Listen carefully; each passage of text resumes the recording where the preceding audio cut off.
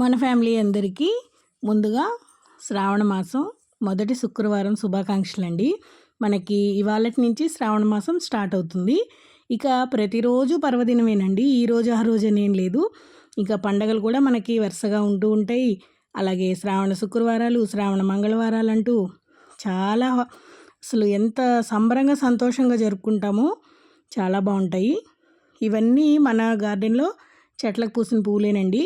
ఇక అన్నిటితోటి నిండుగా అలంకారం అయితే చేసుకొని చాలా సింపుల్గా పూజ అయితే ఈ విధంగా చేసుకున్నాను పొద్దున్నే.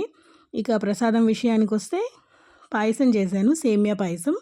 ఇక అమ్మవారికి నైవేద్యం అది ప్రసాదం అన్నీ పెట్టేసుకొని పూజ చేసుకున్న తర్వాత ఇక నేను కూడా బొట్టు అది తీసుకొని ఇక వంట పనులు అవన్నీ ఉంటాయి కదండి, ఇక రెగ్యులర్గా చేసుకునేవే.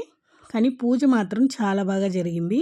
అందరూ కూడా చాలా మంచిగా పూజ చేసుకొని సంతోషంగా ఉండాలని కోరుకుంటూ మా ఇంట్లో మొదటి శ్రావణ శుక్రవారం పూజ అయితే ఈ విధంగా జరిగింది.